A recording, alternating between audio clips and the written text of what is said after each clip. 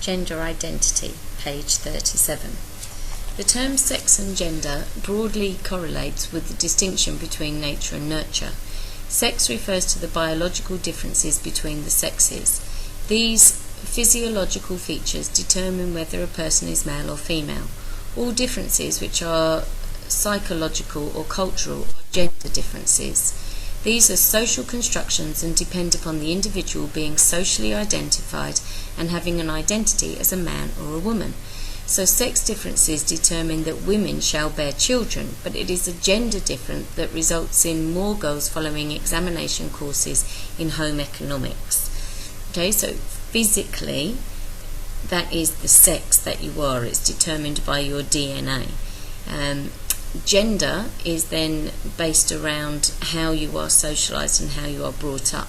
Okay, obviously there are issues with this in that there are some children that are born and there's still a confusion over exactly which sex they are, but at that point decisions are made. Okay, so the biology case. Tiger and Fox take the view that for the greater part of human history, women were involved in the highly specialised task of bearing and rearing children, whilst men hunted the game, fought the enemies and made the decisions. They argue that through 99% of history, men have been hunters, and that the aggression, power and leadership qualities required for this pursuit have been built into their genes by a process of biogramming. Women and their children are the essential social unit, and women are programmed for softness, affection and non-aggression. To go against this biogramma was to go against nature. Tiger and Fox believe biogramma overrides the influence of culture and is even stronger than instinct. Thus the roles of men and women complement each other. They are biologically shaped and socially functional. Okay, now this would obviously suggest to us that we are talking about functionalists here. Okay, the fact that they want men and women to have these differences so that they actually fit together properly to function in society and complement each other. That is not say, oh, you're looking nice today, but actually to be there to balance one another out. Okay, of course, the question comes in here then, what happens when you have somebody who doesn't follow that biogramming? Okay, so you have a female who's very strong, who is very dominant within a group, who wants to be the one who's going out as the hunter-gatherer, if you like. So where does that come from? Okay, because Tiger and Fox are saying that that biogramming overrides everything else. There are others who take a similar position, believing a woman's biological construction predetermines her for household and child-rearing tasks. Parsons argues that the two main functions of the modern family are socialisation and stabilisation. He sees women as naturally in command of the socialisation process and as the expressive partner of the marital relationship.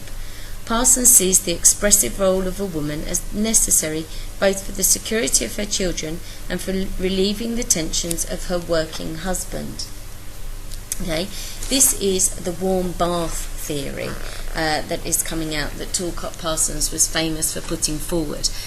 Okay, he talks about when a man comes home from work at night, it's like when you get into a warm bath that takes away all your stresses and strains of the day. So all the problems that have been pouring in on this poor man while he's at work will be relieved when he walks into the comfort of his own home, where his wife is dressed beautifully with her makeup perfectly done, the children are behaving and they love each other deeply, his dinner is on the table and he can just relax. Okay, now obviously that's not exactly what life is like when people walk into their family home at the end of a day.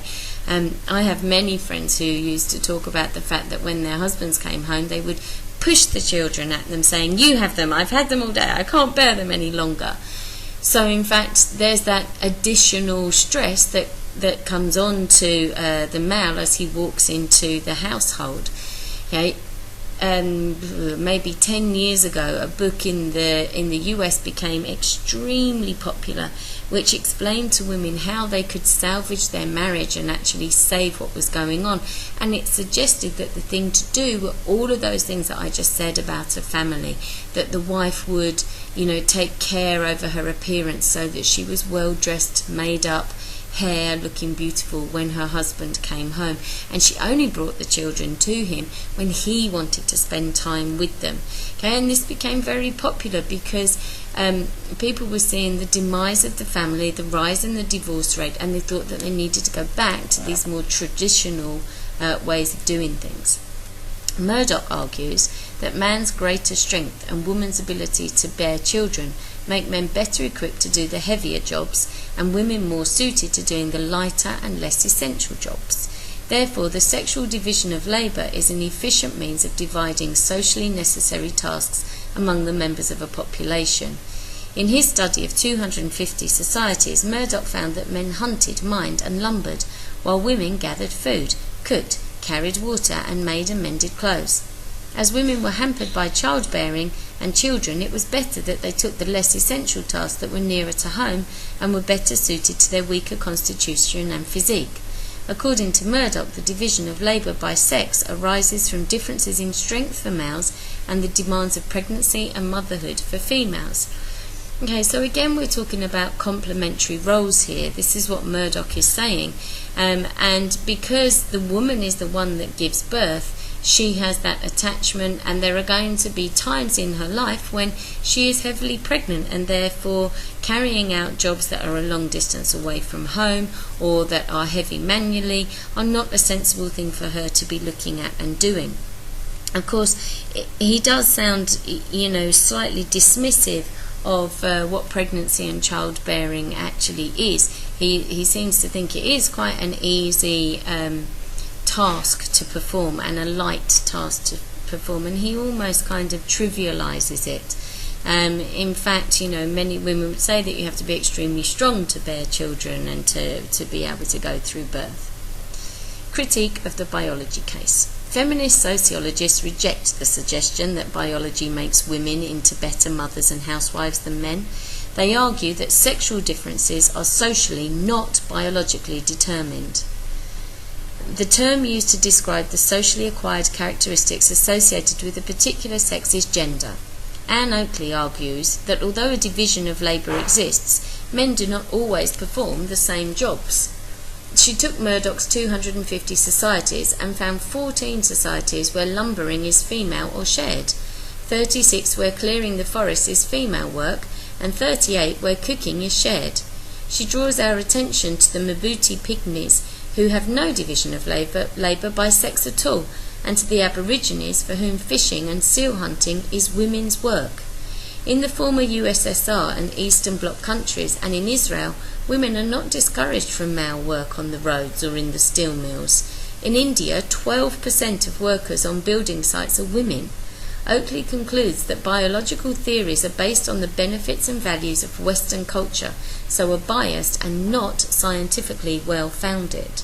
Okay, so what Oakley has done then is to find proof or evidence that goes against what Murdoch found in his research.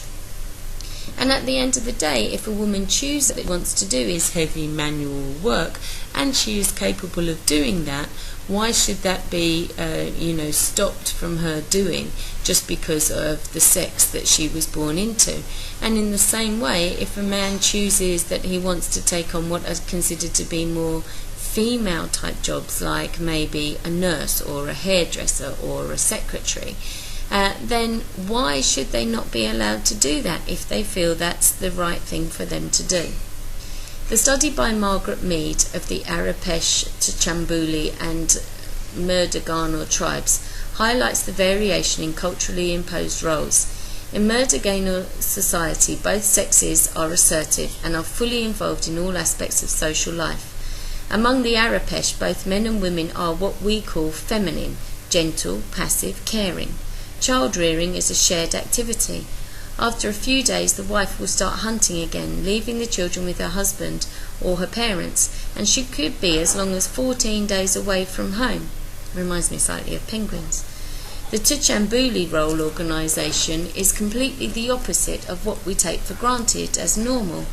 Males are regarded as the emotional ones. They adorn themselves, gossip and dance. The women run the society and are the more assertive sex. The importance of Mead's study is that these three tribes are biologically identical, but they differ markedly in the social roles they assign to male and female. This suggests that, to a large extent, the patterns of behaviour associated with men or women in a particular society are learnt. So all these people had the same chemical makeup to define their sex, but the way that they behaved was defined by what they had learnt within their society. Sherry B. Ortner puts forward the view that women are devalued in society because they are associated with natural activities, e.g. pregnancy and birth. Such natural activities are accorded a lower status than politics, religion and top business posts that are largely undertaken by men. Feminists argue that these inequalities of status between men and women in wider society spill over into inequalities within the family. And this is strange because if you look back in time, it's nature that was always revered to start off with, and women were seen as a sign of fertility and hugely important. It was only as technology has progressed that men have kind of taken that lead role. Now, what Ortner is saying here is then that because that's happened in society, that's also reflected within the family. And so, this has just been orchestrated by the society, and women's role has been demeaned. Feminist sociologists use the term patriarchy, the domination of women by men, to argue that women are exploited in the home, at work and in education. This exploitation is not natural, it does not rest on biology, but is cultural and ideological. Men's power over women is built into the social structure, even within sociology itself. Feminists believe this must be attacked and changed. Okay, so feminists are kind of moving into the Marxist realm there when they want this kind of revolution. But this is what they're saying. We're demeaning the role that women play, and we really shouldn't be doing that. So let's look at gender socialisation. Gender roles are socialised into children in the family and reinforced at school. Gender role socialisation refers to the various ways in which a child learns to act in a manner which society regards as being appropriate to his or her sex. If you don't follow those rules, then people may treat you differently.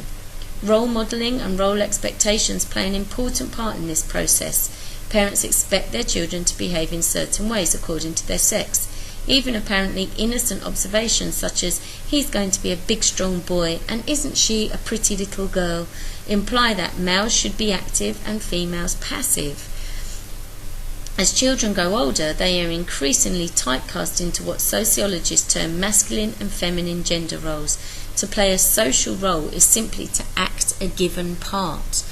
Okay, so when I was little, my mum wanted me to have an iron and a little kitchen and a washing machine. And when I would say, actually, I want to go outside with Dad and help him with the car, she would look horrified. Whereas my dad figured he hadn't got a son, so I was the best thing and next best thing, and he would show me how to do these things. Books and comics may also influence the process of gender socialisation. Children's storybooks, for example, present traditional stereotypes. Princes rescue princesses, the heroes are males, the boys indulge in danger, and the girls stay out of trouble scared. Children's book reading schemes such as the Ladybird series show Peter with his trucks, Jane with her doll, and Peter up the trees retrieving the ball, while Jane watches. Girls are presented as passive, caring and dependent. Boys as aggressive, adventurous and independent. And you'll see this. I have some examples of this for you to have a look at. Similar points can be made about the choice of children's toys. Many regard Lego as a sexually neutral toy, but look at the choice of sets bought by parents and other relatives. 95% of model cars, planes and train sets go to boys. 85% of dolls' furniture goes to girls. 95% of fire station sets go to boys.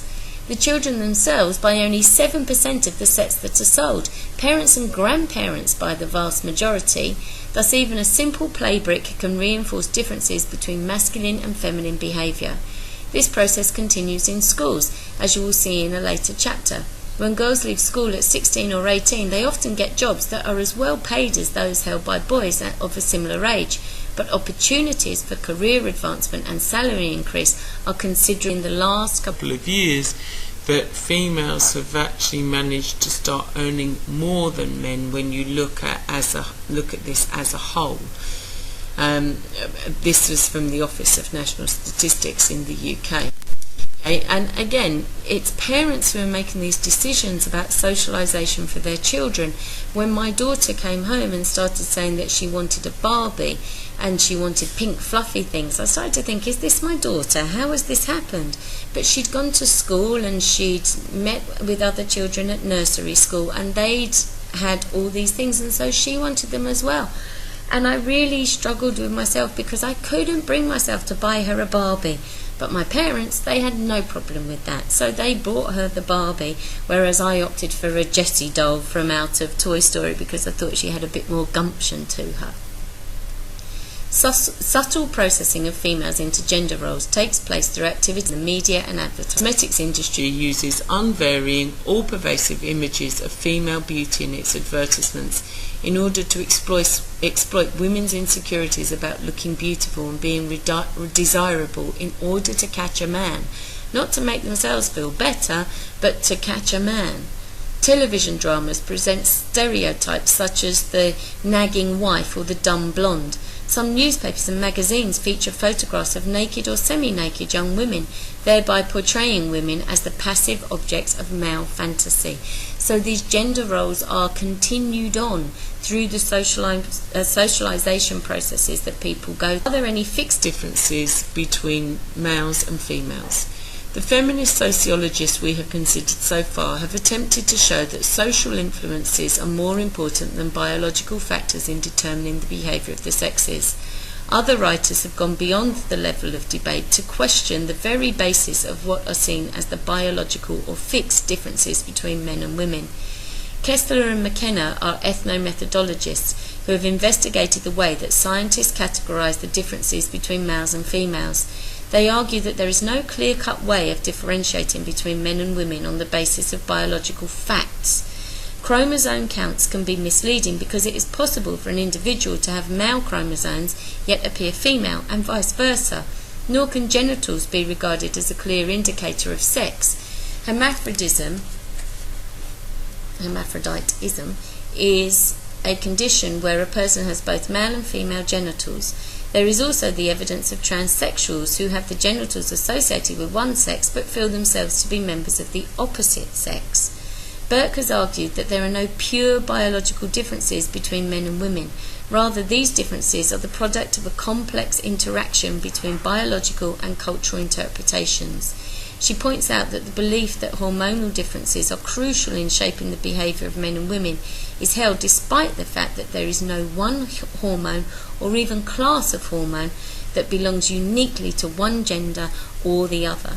So when we look at this biologically and scientifically, there doesn't actually seem to be any specific hormone, when we talk about women being hormonal, that points to this being a woman. Okay, the construction of chromosomes is so close. Every baby is born as a female.